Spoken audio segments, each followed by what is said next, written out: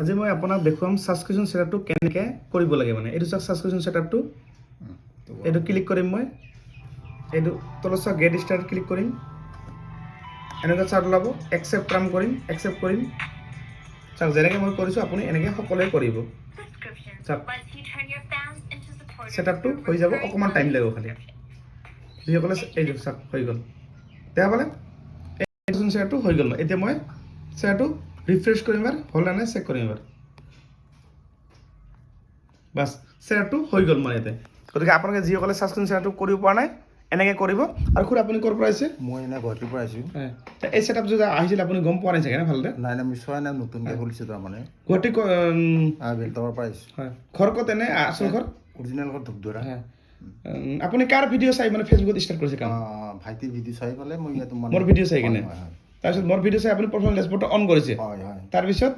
বাকীখিনি আৰু মানে এনে ফটো দি আছোঁ ফটো কেনেকৈ পষ্ট কৰিব লাগে আপুনি মোৰ ভিডিঅ' চাই গৈছে এতিয়া মোৰ ঘৰত কিয় আহিছে তো এই মানে ধৰি লওক ফেচবুকটো কি হৈ আছে কি হৈছে প্ৰব্লেমবিলাক হয় হয় সলভ কৰিব কাৰণে আহিছে মানে ছেটিংবিলাক ঠিক আছে নাই মোৰ বেংক ছেটআপটো আহিলে নাই যিহেতু আমি কাম ষ্টাৰ্ট কৰিছে আপুনি না নিশ্চয় আৰু আপুনি কেনেকৈ গম পালে যে মই শিকাম মানে তো মানে ভাইটিৰ ভিডিঅ'বিলাক গোটেইখিনি মই চাইছিলোঁ আগতে তো গোটেইখিনি চোৱাৰ পিছত মই গম পালোঁ যে মানে ইয়াতে ভাইটি গোটেইখিনি মানে ফেচবুকৰ কামখিনি কৰি ঠিকেই কৰে তো সেই হিচাপত মানে মই গুৱাহাটীৰ পৰা এতিয়া এনেই ধূপধৰাতে থাকোঁ মই গুৱাহাটীত বৰ্তমান আছোঁ তো তাৰ পৰা মোৰ মানে ৰাতিপুৱা 5টা বজাত ওলাই 7টা বজাত গাড়ীত উঠি এতিয়া বৰ্তমান ভাইটিৰ ঘৰত আছোঁ এতিয়া আহি কিনে কেনেকুৱা লাগিছে তো খুব ভাল লাগছে তাৰমানে তো ভাইটি ভালকৈ মানে বুজিছে বস্তুখিনি কিন্তু আহোঁতে অলপ মানে আমাৰ ঘৰত আহিলে অলপ বহুত টাইম হ'ল মানে ঘৰতো দেখা পাইছে বহুত মানুহ আহি থাকে আগতেও অহা নাছিলোঁ এইবাৰ প্ৰথম আহিছোঁ তো ঠাইখিনিও চালোঁ ভাইটিৰ ঘৰ চালোঁ তুমি ক'ৰ পৰা আহিছা বাবু হয় লগত না তোমাৰতো ফেচবুকত কাম আছে না হয় নিশ্চয় গতিকে আপোনালোকৰ যদি কিবা যদি সমস্যা থাকে যেনেকৈ দাদাই আহিছে গুৱাহাটীৰ পৰা গুৱাহাটী বেলতলাৰ পৰা আৰু ঘৰ হৈছে ধূপধৰা আচল ঘৰ আপোনালোকৰ যদি সমস্যা আহে ডাইৰেক্ট বহলপুৰ নাটপাৰা আহিব আৰু মোৰ এড্ৰেছটো কেনেকৈ পালে আপুনি